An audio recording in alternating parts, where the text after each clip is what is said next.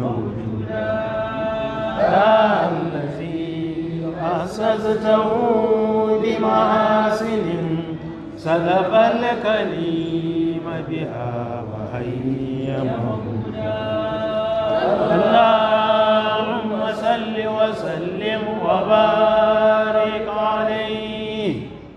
أعوذ بالله من الشيطان الرجيم. بسم الله الرحمن الرحيم. الحمد لله رب العالمين والصلاة والسلام على أشرف المرسلين. أعوذ بالله من الشيطان الرجيم. بسم الله الرحمن الرحيم.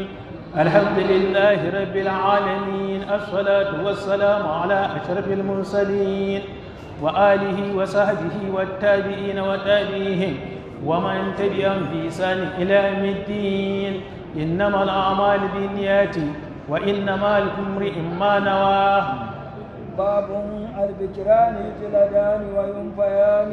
wannan babi kenan da yake bayanin idan saurayi da budurwa suka yi zina to za a musu bulala 100 kuma a ɗaure su shekara guda.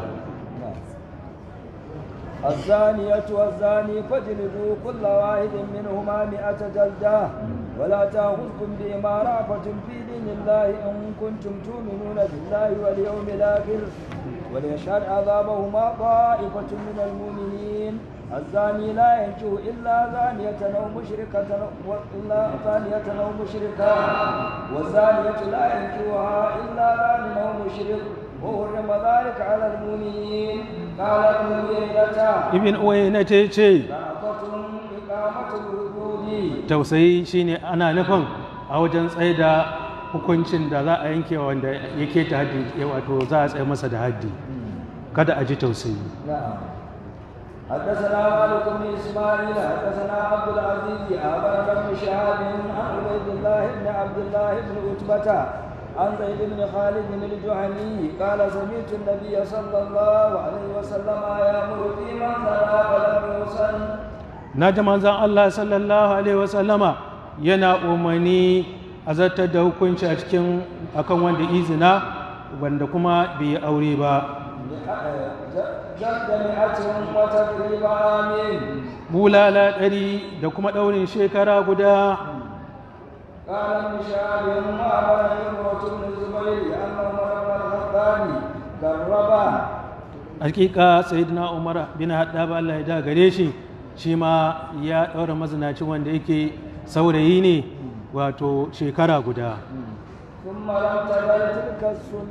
sannan wannan ba ta kushe ba, ta ce sunna idan an yi bulala 100 kuma a yi ɗaurin shekara guda. حدثنا يا ابن بكير حدثنا قيس وعن قيس عن ابن شهاب عن سعيد بن المسيب عن ابي هريره رضي الله عنه ان رسول الله صلى الله عليه وسلم قضى في من زنى ولم يصلي بآن. hakika manzon Allah sallallahu alaihi wasallama ya yi hukunci a cikin saurayi da budurwa wanda suka yi zina shine a ɗaure su shekara guda. idan kuma an tsaye da haddin a kansa bayan bulala kuma za a ɗaure na shekara guda.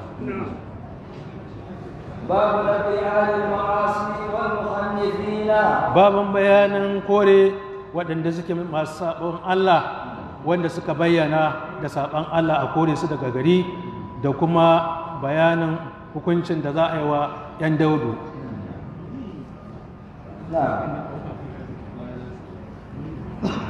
حدثنا مسلم بن ابراهيم حدثنا هشام حدثنا يحيى عن عكرمة عن ابن عباس رضي الله عنهما قال. أروتو دغ عبد الله بن عباس الله يرضى gare su yace لعن النبي صلى الله عليه وسلم المحدثين من الرجال. Allah ya tsine wa mazaje waɗanda suke 'yan 50 masu kwaikwayon mata. da kuma mata masu kwaikwayon shigan maza da irin yanayin maza. manzan Allah sallallahu alaihi wasallama ya ce ku fitar da su daga cikin gidajenku, saboda haka duk wanda ya bayyana wani aikin alfasha to inda ya bayyana to hukuncinsa shine a fitar da shi daga cikin unguwa a kore shi. akai magana sa wajen mai unguwa, akai wajen hakimi, akai kotu ta zartar da hukunci cewa a fitar da shi cikin wannan unguwa. An yi bayani a baya waɗanda suke masturai ne, wato tuntuɓe ne ya sa su suka aikata saɓon Allah, waɗannan su ake wa afuwa. Amma waɗanda suka bayyana da saɓon Allah, su waɗannan hukuncin sa fitar da su daga cikin unguwa a kore su.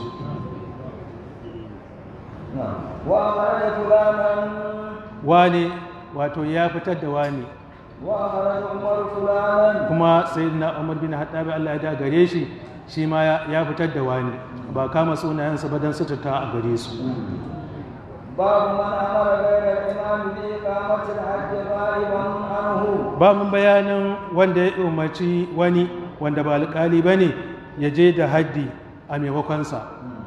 Ba lallai da haddin da za a yi sai alƙali ko shugaba ne zai zartar da haddin da hannunsa ba. A idan ya ce wani je kaka yi, to shi kenan wannan ya isa.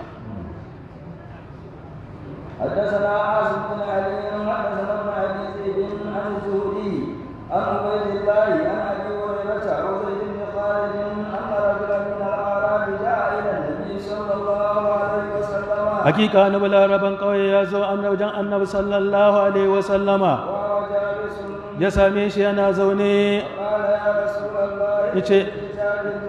Ice ya ma'aikin Allah, ya kunci tsakaninmu da littafin Allah. Sai abokin husuma sai miƙe, yace ya yi gaskiya. Yi masa hukunci ya ma'aikin Allah da littafin Allah. Hakika ɗana ya kasance ɗan jinga akan wannan, sai ya zina da mata tasa. Sai ya bani labari cewa hukuncin da yake kan ɗan nasa shine rajimu. Sai ya fanshe shi da awaki guda 100 da kuma kuyanga. Sannan na tambayi malamai, sai suka ce hakika hukuncin da yake kan ɗansa shine bulala 100 da ɗaurin shekara guda.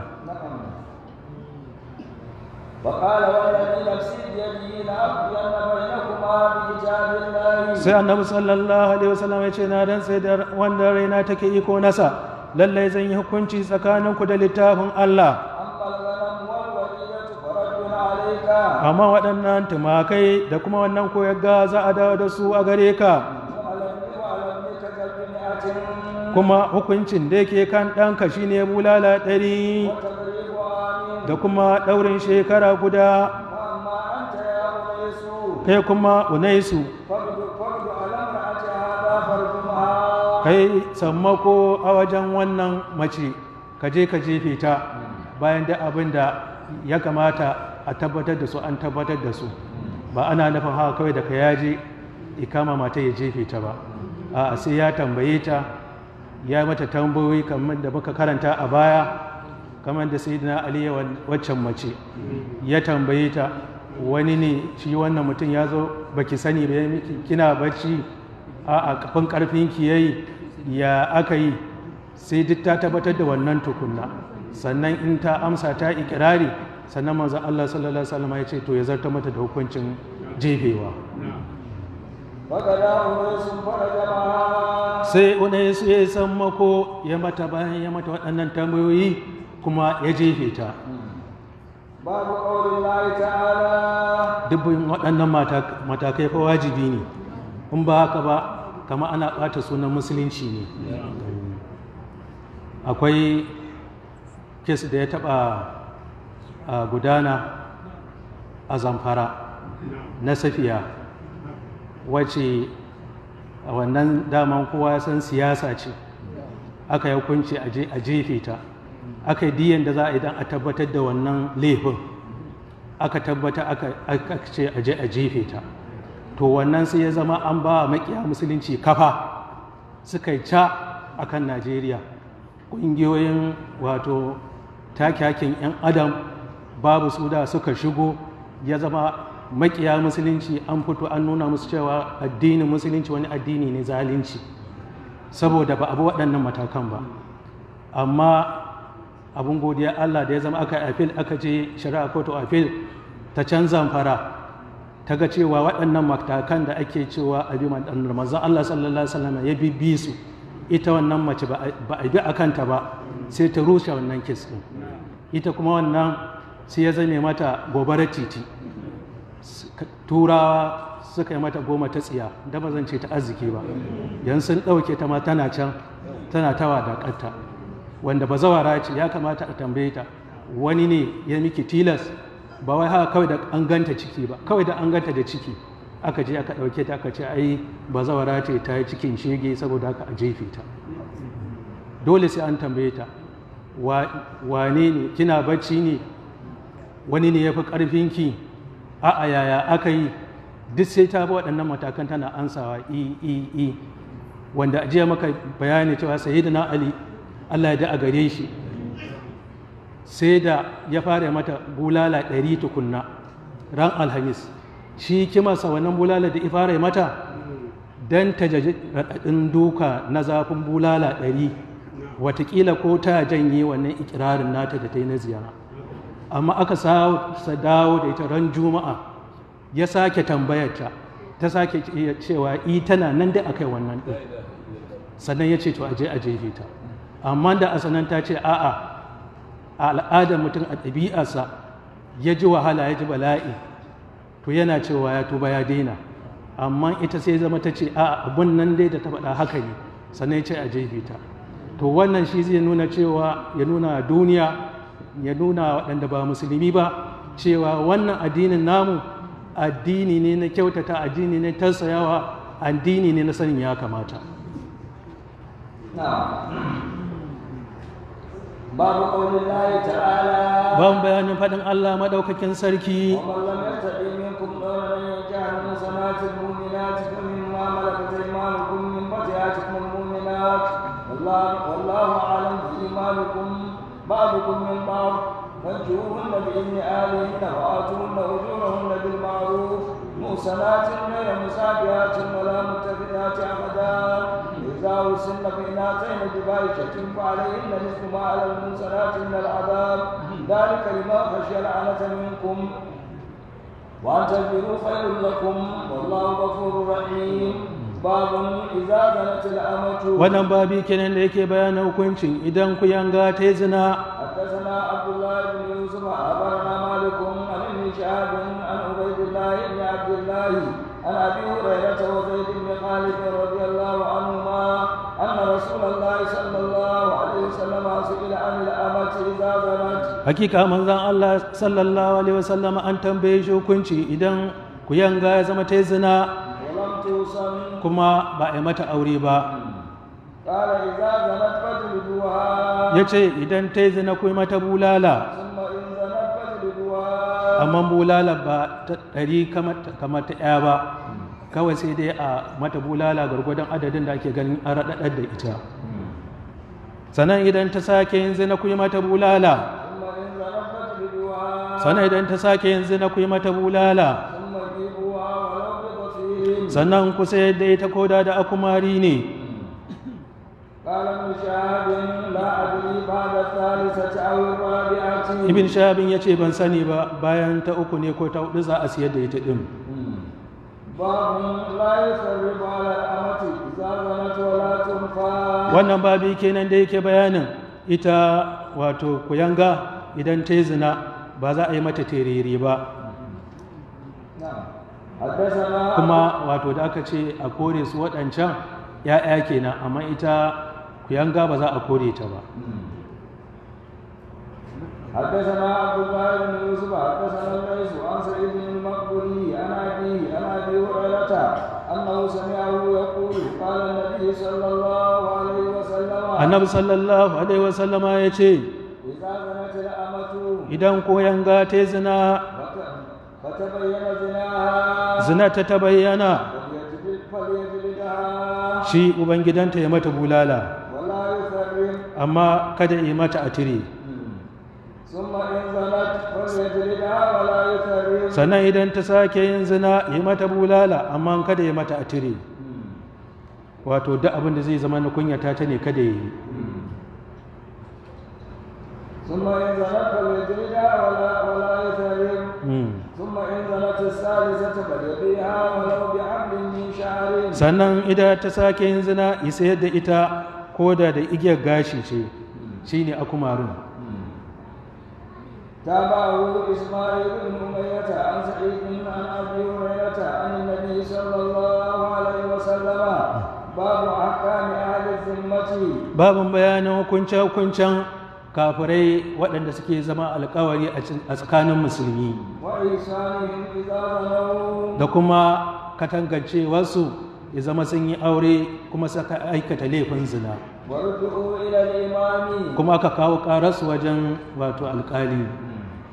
حدثنا موسى بن إسماعيل حدثنا عبد الواحد حدثنا الشيباني وقال سألت عبد الله بن أبي أوفى عن الرجم. na tambayi abdullahi ibn abi aufa hukuncin rajamu فقال رجم النبي صلى الله عليه وسلم. yace manzon Allah sallallahu alaihi wasallama ya zartar da hukuncin rajamu. وقلت أقبل النور أم بعده. nace bayan saukar suratul nuri ne ko kuma bayansa gabaninta ko bayanta. قال لا أدري. yace ban sani ba. تابعه علي بن مسلم وخالد بن عبد الله والمحاربي وعبيدة بن حميد الشيباني. وقال بعضهم المائدة. shajin malamai suka ce wato ayat da take cikin suratul ma'ida ita ce wa kaifa yakmunaka wa indahumut tawrat. والأول أصح. amma na farkon shine yafi inganci. حدثنا إسماعيل بن عبد الله حدثني مالك عن نافع عن عبد الله بن عمر رضي الله عنهما أنه قال إن اليهود جاءوا إلى رسول الله صلى الله عليه وسلم. hakika yahuda sun zo wajen manzon Allah sallallahu alaihi wasallama وذكروا له أن رجلا منهم امرأة زنيا. suka ambata musu cewa hakika wani mutum daga cikinsu da wata mace sun yi zina. فقال لهم رسول الله صلى الله عليه وسلم. sai manzon Allah sallallahu alaihi wasallama ya ce da su ما تجدون في التوراة في شأن الرجم. me kuke samu a cikin littafin at-taura a cikin sha'anin rajamu. وقالوا نفضهم ويجلدون. sai suka ce ai kunyata suke yi kuma su yi musu bulala. قال عبد الله بن سلام كذبتم. sai abdullahi bin salami ya ce kun yi ƙarya. إن فيها رجما. hakika lallai akwai ayar rajam a cikin at-taura. فأتوا بالتوراة فنشروها. sai suka zo da at-taura suka buɗe ta ووضع أحدهم يده على آية الرجم. sai ɗayansu ya ɗora hannunsa akan ayar rajamu فقرأ ما قبلها وما بعدها. ya karanta abin da yake gabaninta da abin da yake bayanta. فقال له عبد الله بن سلام ارفع يدك. sai abdullahi bin salamin ya ce da shi ɗage hannunka. فرفع يده. sai ya ɗage hannunsa فإذا فيها آية الرجم. sai ga ayar rajam a cikin at-taura. قالوا صدق يا محمد. a sannan kuma sai suka ce yayi gaskiya annabi muhammadu sallallahu alaihi آية wasallam. الرجم. lallai akwai ayatul rajam a cikinta. فأمر بهما رسول الله صلى الله عليه وسلم فرجما. sai manzon Allah sallallahu alaihi wasallam ya umarni da je a jefe su aka jefe su. ورأيت الرجل يعني على المرأة يأتيها الحجارة. sai naga wannan mutum ina kafuwa akan matar ko kuma akan wannan mace ina kare mata duwar wasu. باب إذا رمى امرأته أو امرأة غيره بالزنا عند الحاكم. babin bayanin idan mutum ya jefi mata tasa wato ya tome ta da yin zina ko kuma ya tomi matar waninsa da yin zina a wajen mai hukunci والناس. da kuma a gaban mutane. هل على الحاكم أن يبعث إليها فيسألها عما رميت به. shin ya wajaba ga mai yin hukuncin ya ka zuwa gare ta ya tambaye ta akan abin da ake tuhumata da shi. حدثنا عبد الله بن يوسف أخبرنا مالك عن ابن شهاب عن عبيد الله بن عبد الله بن عتبة بن مسعود عن أبي هريرة وزيد بن خالد أنهما أخبراه أن رجلين اقتسما إلى رسول الله صلى الله عليه وسلم. hakika su mutane biyu sun kai kara wajen manzon Allah sallallahu alaihi wasallama. وقال أحدهما sai ɗayan sai ce اكتب بيننا بكتاب الله. ya kunci tsakaninmu da littafin Allah. وقال الآخر ɗayan kuma ya ce وأفقهما. shi ne mafi iliminsu.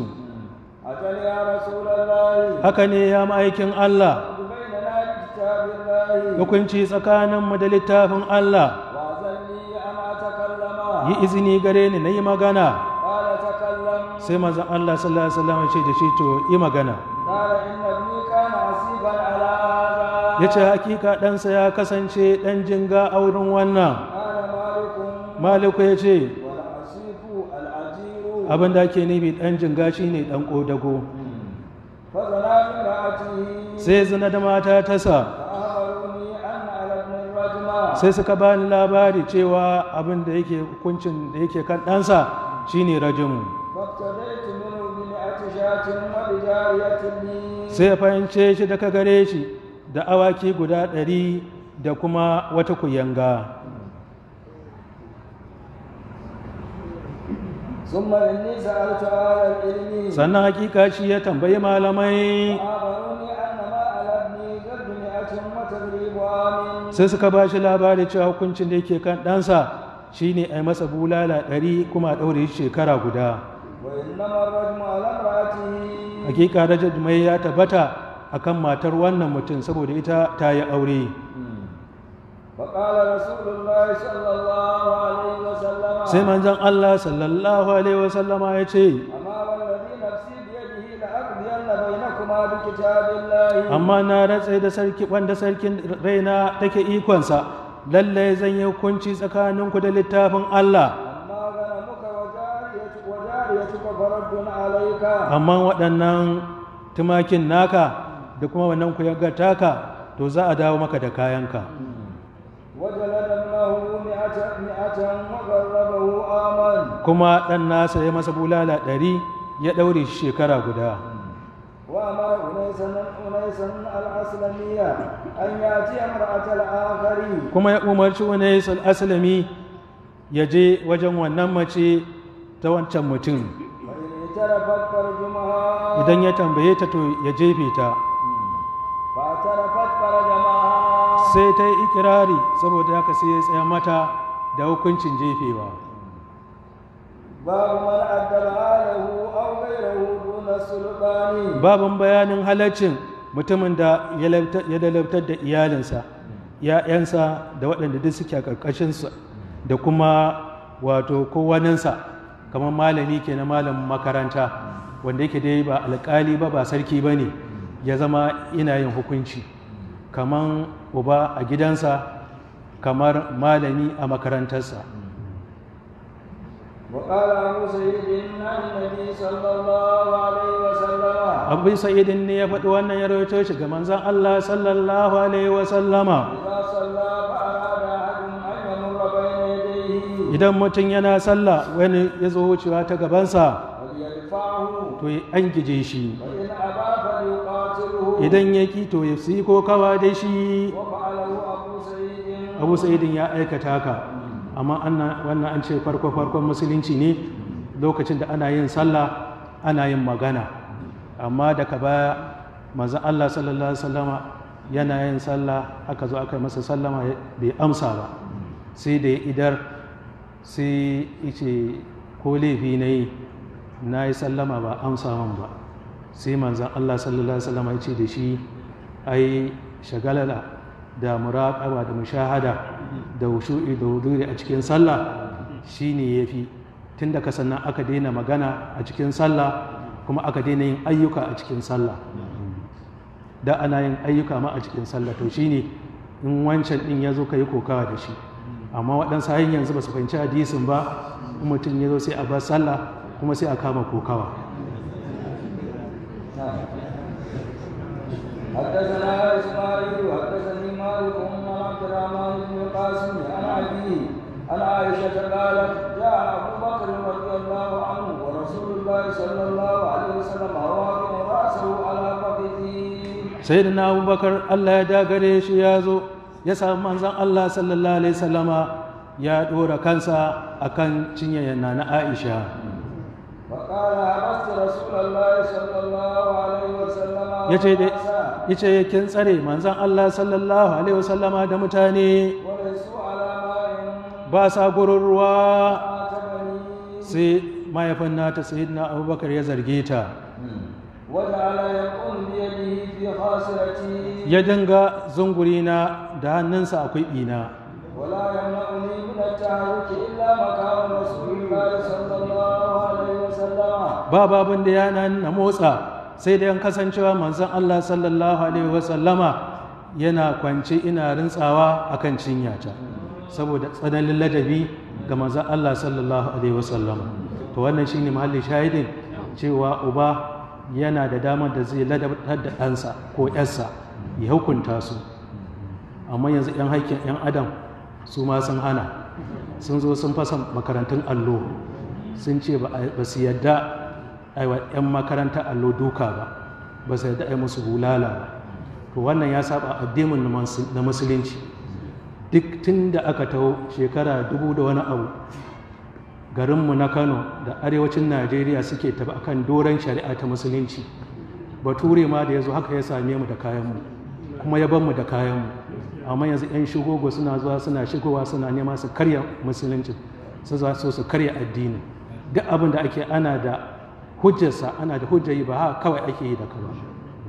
In mutum ne ya zurfafa ko ya wuce kima, to shi mutumin shi ne laifinsa ne, amma ba laifin musuluncin ba ne.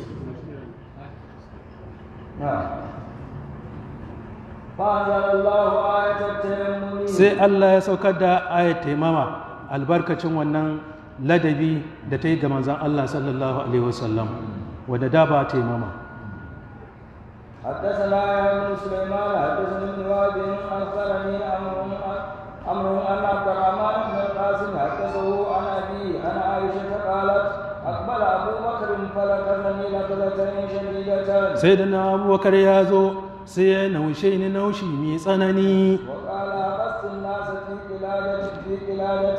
ya ce kaka za ki tare mutane akan rataye abin wayanki kawai ya bata, gara na mutu.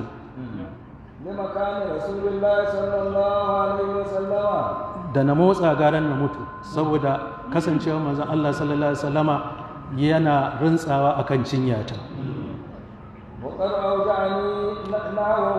Amma fa hakika na ji zafi ya raɗaɗar da ni, amma wannan ladabin shine ya hana ni na motsa.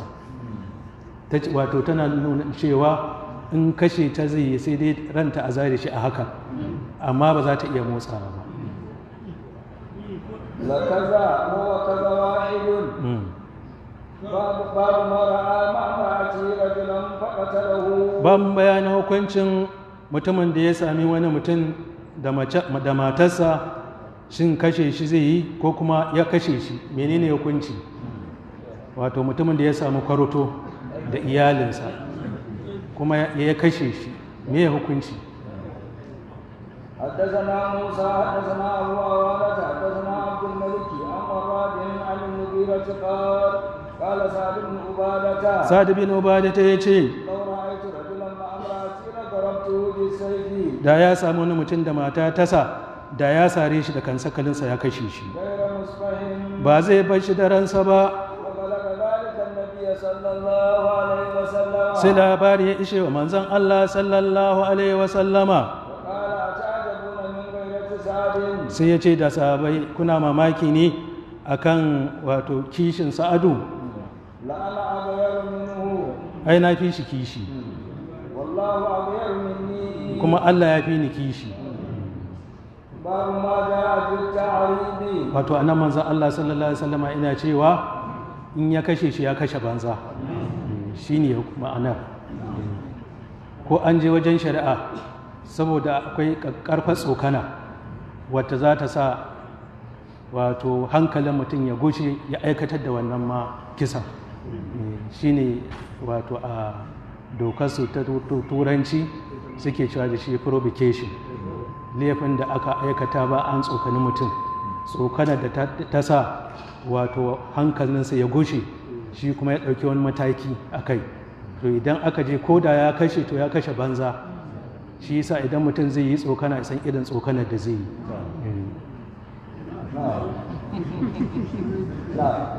باب ما جاء في التعريض. Babin bayanin abin da ya zo a cikin halaccin yin jirwaye.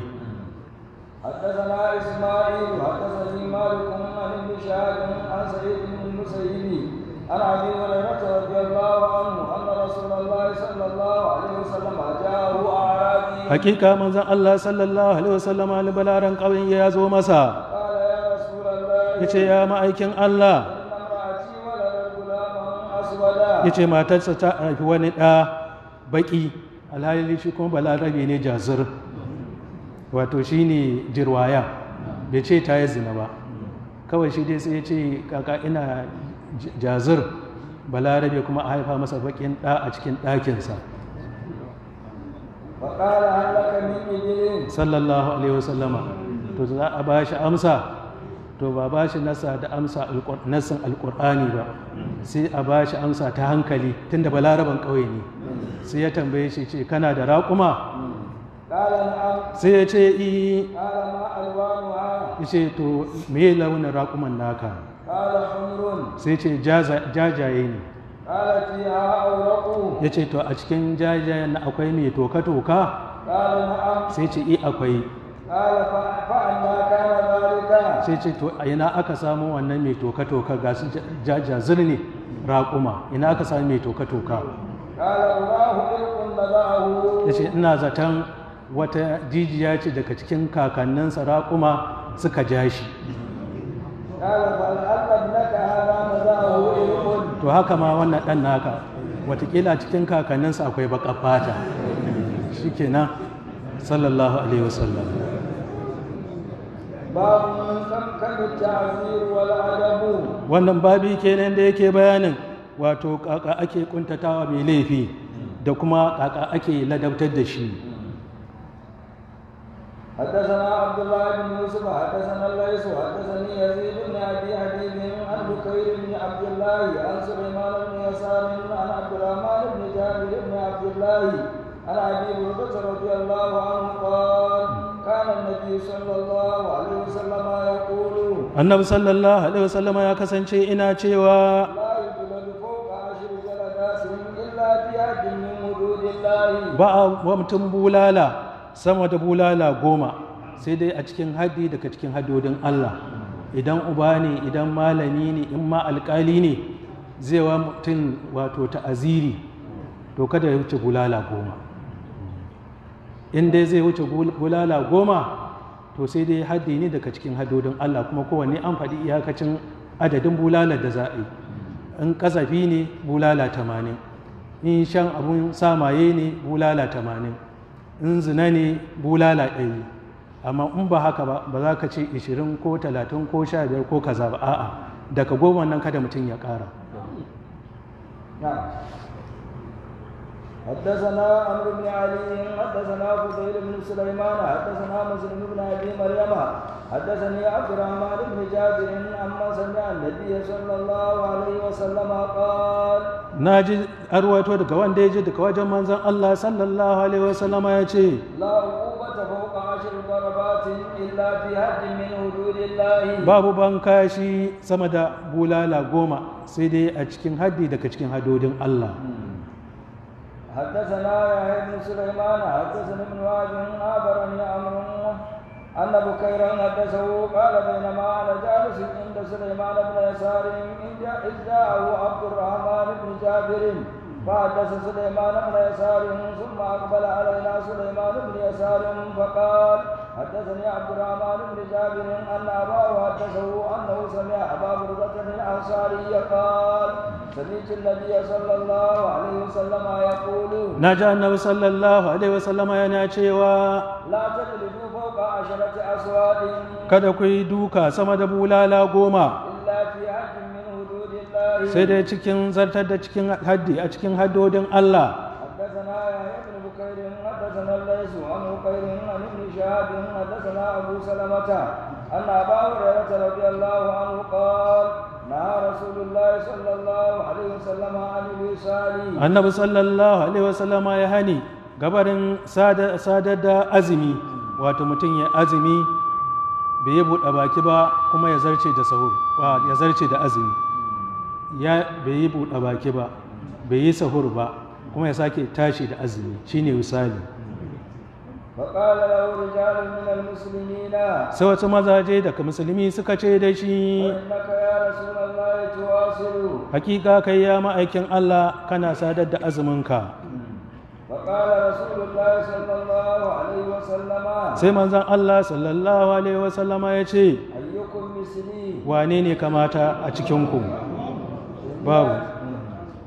إني أبيت يطعمني ربي ويسقيني Wato idan masu kafa hujja da aya suratul kafi inama ana basharun mislukum, to duk inda ai akwai ba ita kadai bace a cikin alkur'ani, akwai irinta da shauran ma manzanni su ma suna faɗa haka.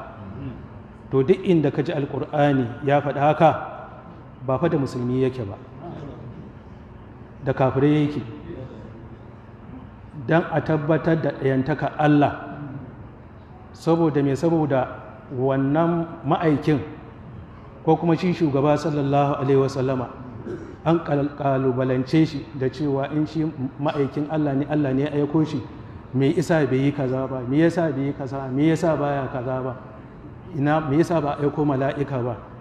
To ubangiji dai ya tabbatar da ɗayantaka allantakarsa, cewa shi kaɗai ne wanda ya cancanci a bauta masa, sai ce to gaya musu haƙiƙa ni mutum ne kamar ku a cikin ƙira halittata da yanayina, amma ana yin wahayi zuwa gare ni cewa abin bauta ko wanda ya cancanci a bauta masa Allah ne guda ɗaya. Duk inda ka ji wannan ba magana ake da musulmi ba, amma in za a yi magana da musulmi to ita ce wannan. Manzon Allah sallallahu alaihi wasallam ina yin magana da musulmi sai ya ce inni lastu ka hayatikum, ni ba kamar ku nake ba a cikin surata da ɗabi'ata da yanayina da komai na ba irin naku bane. Kamar yadda ya zo kuma a nan ya ce lastu ka mislukum, ni ba kamar ku nake ba, don mutane su gane wancan masu faɗan wancan daman munafukai ne, ba masu ƙauna annabi ba ne, suna so su sako da darajar manzon Allah sallallahu alaihi wasallama ne don su nuna cewa kamar kowa yake. A'a, ba kamar kowa yake ba. Da ya tashi wa musulmi bayani sai ce to shi ba kamar kowa yake ba, kuma ya faɗi abin da mutane za su gane. Ya ce ina kwana, ubangijinsa ina ciyar da shi, ina shayar da shi. Wannan kuma ba ƙaramin magana ba ce, ba fa cewa ana kawo abinci daga aljanna, ana kawo min sha daga aljanna, ina ci ina sha ba, ba fa haka manzon Allah sallallahu alaihi wasallam ya faɗa ba. A'a, kai tsaye cewar da karabu izzati yake ciyar da shi daga shi sai shi, yake shayar da shi daga shi sai shi, shi ya san wani irin ciyarwa yake masa, shi ya san wani irin shayar yake masa. Abin ya huce a ce ana ɗauko abinci daga aljanna ko abin sha daga aljanna a bashi ya ci ko ya sha, magana ta huce haka.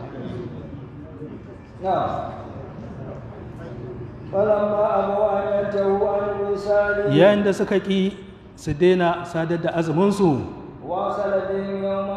sai ya zarce musu da azumi wuni ɗaya, sannan ya sake zarce musu wani wunin, sannan kuma ubangiji ya yi ra'ama a gare su aka ga jinjirin wata. Ya ce da wata ya jinkiri bai fito ba da na ƙara muku. Yana musu banka shi ne lokacin da ya hana su suka ƙi hannuwa.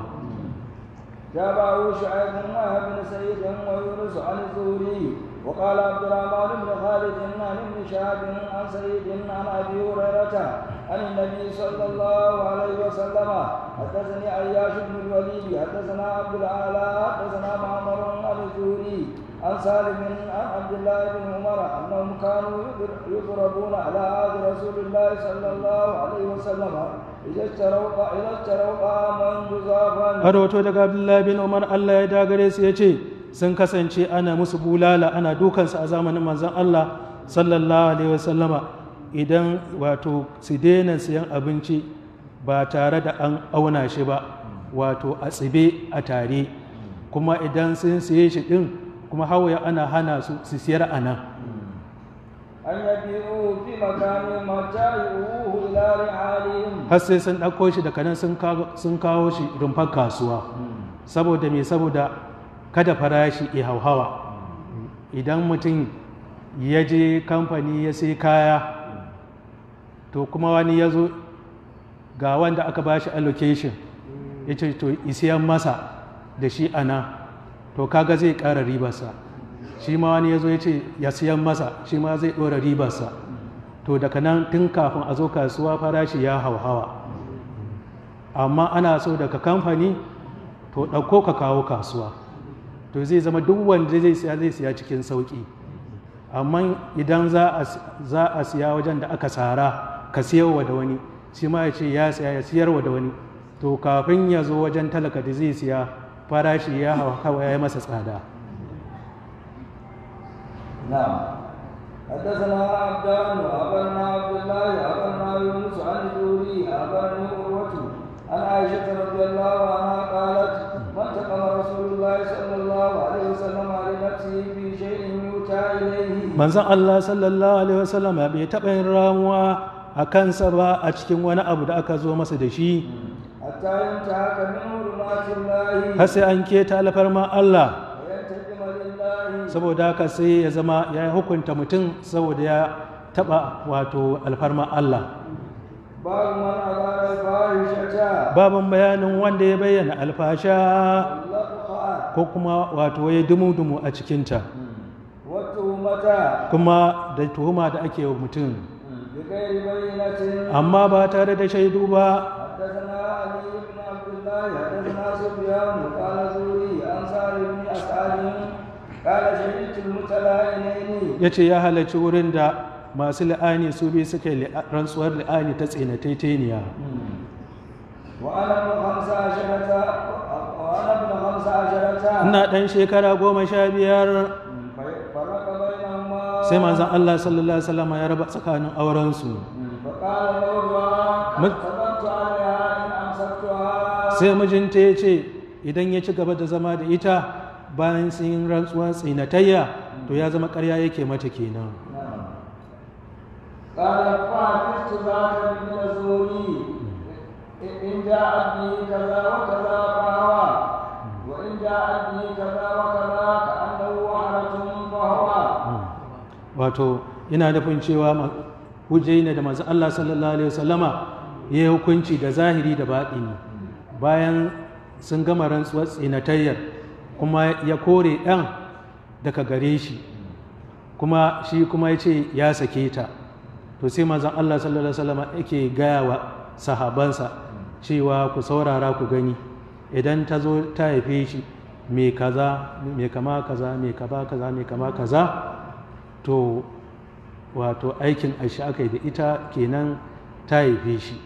Amma idan ta zo da shi mai kaza kaza mai kama kaza mai kama kaza kamar tsaka, to da gaske wato ƙarya yi mata ɗansa ne.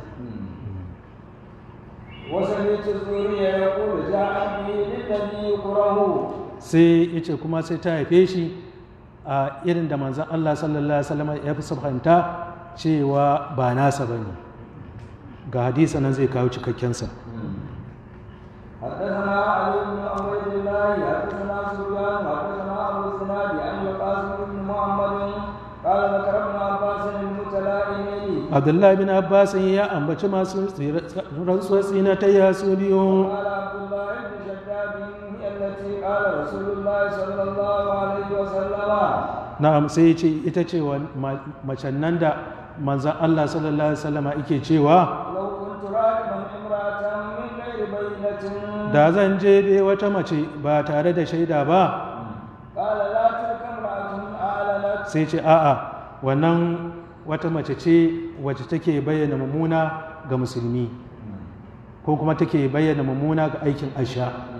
Wato shi kuma wannan ina nuna cewa duk wacce wato ta yi ƙaurin suna da karuwanci, to wannan karuwancin ba zai kai a tsaye mata da haddi ba, saboda shi haddi ba a tsaye da shi da istifada, ba a yin su da jita-jita, a sai da shaida, sai an gani, kuma turmi da taɓarya daban-daban so hudu kamar da dai shari'a musulunci ta tsara. Amma dan jita-jita kowa ya sani istifada ba a hukuncin haddi da istifada shine abin da hadisin yake faɗa. حدثنا عبد الله بن يوسف حدثنا الليث حدثنا ابن سعيد عن عبد الرحمن بن القاسم عن القاسم بن محمد عن ابن عباس رضي الله عنهما قال ذكر التلاؤم عند النبي صلى الله عليه وسلم. an ambaci rantsuwar tsinatayya a gabanin manzon Allah sallallahu alaihi wasallama. sai asim bin adin ya faɗi wata magana a cikin wannan, sannan bayan an gama kuma ya juya ya tafi gida.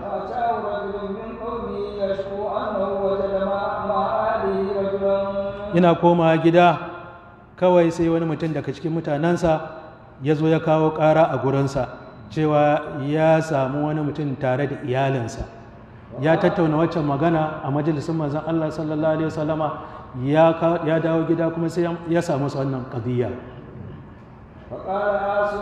sai asim ya ce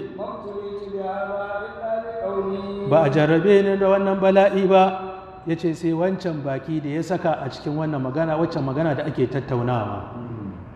albala'u muwakkalun bil mandiki, wato shi ya janyo wa kansa da bakinsa, mai isa ya tattauna wannan shine yake zargin kansa da kansa da haka.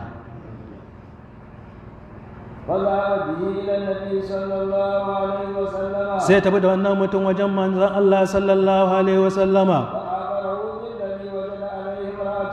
sai ya ba shi labarin abinda shi wannan mutum ya sami iyalinsa da shi. shi kuma wannan mutum da ya kai kara wajen manzon Allah sallallahu alaihi wasallama yar'ani ne, kuma siriri ne ba mai kiba ba ne, mai yalolan gashin kai. shi kuma wanda ake da a kansa cewa ya same shi tare da iyalinsa, shi kuma jar fata ne, gwaggwaba, kiba-kiba ne kuma. sai Allah sallallahu alaihi wasallama ya ce, ya Allah ka bayyana mai gaskiya.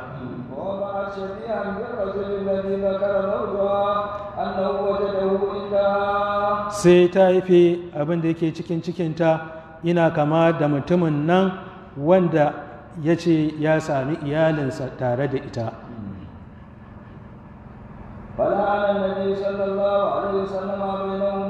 sai annabi sallallahu alaihi wasallama ya sanya rantsu tsinatayya a tsakaninsu. sai wani mutum ya ce da Abdullahi bin Abbas a wannan mazauni,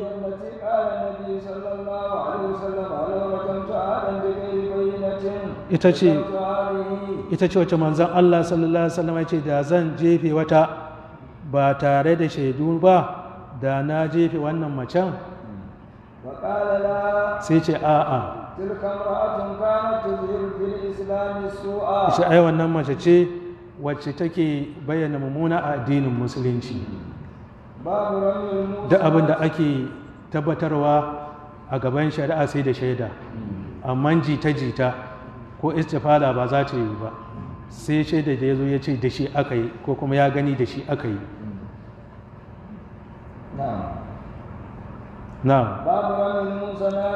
babin bayanin tsananin laifin wanda ijefi kadangantattun mata, wato kadangancewa ba ina nufin ma masu aure kawai ba, ko da ba ta taɓa yin aure ba, mace mai kamun kai ya zama an jefe ta da wani ƙazafi, to shi ake nufi ana, ko mai aurenci ko mara aurenci.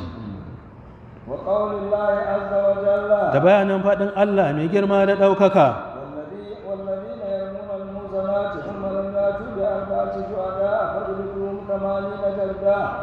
ولا تقبلوا لهم شهادة أبدا وأولئك هم الفاسقون إلا الذين تابوا من بعد ذلك وأصلحوا فإن الله غفور رحيم إلا الذين يرمون المحصنات الغافلات المؤمنات لعنوا في الدنيا والآخرة ولهم عذاب عظيم وقول الله da faɗin Allah maɗaukakin sarki,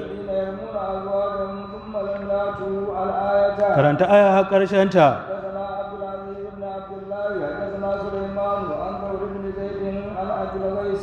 عن أبي هريرة عن النبي صلى الله عليه وسلم قال Arato daga annabi sallallahu alaihi wasallama ya ce اجتنبوا السبع الموبقات ku nisanci abubuwa bakwai masu halakarwa. قالوا يا رسول الله Sahabai suka ce ya ma'aikin Allah وما هن waɗanne ne su? قال الشرك بالله Ya ce shirka da Allah والسحر da kuma tsafi وقتل النفس التي حرم الله إلا بالحق da kasan kai wacce Allah ya haramta kashe ta sai da haƙƙin shari'a وأكل الربا da cin riba وأكل مال اليتيم da kuma cin dukiyar maraya والتولي يوم الزحف da kuma girkawa a guji a gudu bayan an girka sauyin yaƙi وقذف المحصنات المؤمنات الغافلات da kuma yi wa mata waɗanda suke muminai waɗanda ma ba san kaka ake yin asha ba a jefe su da mummunan abu. باب قتل العبيد Baban bayanin munin wato ayabawa wato ƙazafi. حدثنا مسدد حدثنا يحيى بن سعيد عن فضيل بن غزوان عن ابن ابي نعيم عن ابي هريره رضي الله عنه قال سمعت ابا القاسم صلى الله عليه وسلم يقول Na ji abal kasim sallallahu alaihi wasallama yana cewa قذف مملوكه وهو بريء مما قال duk wanda yi wa bawansa ƙazafi alhali shi kubutacce ne ga abin da ubangidansa ya faɗa جلد يوم القيامه to ranar alkiyama a nan ne fa za a yi masa haddin ƙazafin ranar alkiyama za a yi masa bulala ta ƙazafi الا ان يكون كما قال sai dai abin wannan da ya faɗa bawan nasa ya kasance hakan yake. باب هل يأمر الإمام رجلا فيضرب الحد غائبا عنه Wannan babi kenan da yake bayanin shin shugaba ko alkali zai umarci wani don ya je da ya tsar da haddi a maimakonsa. وقد فعله عمر Sayyidina Umar ya aikata shi. حدثنا محمد بن يوسف حدثنا ابن عيينة عن الزهري عن عبيد الله بن عبد الله بن عتبة عن أبي هريرة وزيد بن خالد الجهني قال جاء رجل إلى النبي صلى الله عليه وسلم Wani mutum ya zo wajen annabi sallallahu alaihi wasallama قال أنشدك الله إلا قضيت بيننا بكتاب الله ya ce ina maka magiya da Allah lallai kai hukunci tsakaninmu da littafin Allah. فقام خصمه Sai abokin wasu masa ya miƙe كان أتقى منه ya kasance ya fi shi ilimi قال صدق ya ce ya yi gaskiya بيننا بكتاب الله ya kunce tsakaninmu da littafin Allah. فأذن يا رسول الله Ya izini gare ni ya ma'aikin Allah na yi magana. قال النبي صلى الله عليه وسلم قل Sai annabi sallallahu alaihi wasallam ya ce faɗa abin da kake so ka faɗa. وقال إن ابني كان عصيبا في أهل هذا Ya ce hakika ɗansa ya kasance ɗan jinga a cikin iyalin wannan. وزنا بامرأته Sai ya zina da mata tasa. فابتديت منه بمئة شاة وغادم Sai ya fanshe shi daga gare shi da awaki 100 da kuma kuyanga. وإني سألت رجالا من أهل العلم Sai ce kuma hakika shi ya tambaye wasu mazaje daga malamai. فأخبروني أن على ابني جلد مئة وتقريبا Sai suka ba shi labari cewa hukuncin da yake kan ɗansa shine bulala 100 da ɗaurin shekara guda. وأن على امرأة هذا الرجم Kuma hukuncin da yake kan matar wannan wato shine a jefe ta. فقال والذي نفسي بيده لأقضين بينكما بكتاب الله Sai annabi sallallahu alaihi wasallam ya ce na rantse da Allah wanda raina take ikon sa lalle zan hukunci tsakaninku da littafin Allah. المئة والغادم رد عليك Waɗannan awaki 100 da kuma wannan ku yaga za a dawo maka da kayanka. وعلى ابنك جلد مئة Kuma hukuncin da yake kan ɗanka shine bulala 100 وتقريب عام da ɗaurin shekara guda. ويا أنيس ابن على امرأة هذا فسلها Kai kuma unaisu kai sammako ka je wajen matar wannan فإن اعترفت فرجمها ka tambaye ta idan ta yi ikirari ka jefe ta. فاعترفت فرجمها Sai ta yi ikirari sai ya zartar mata da hukunci ya jefe ta. الحمد لله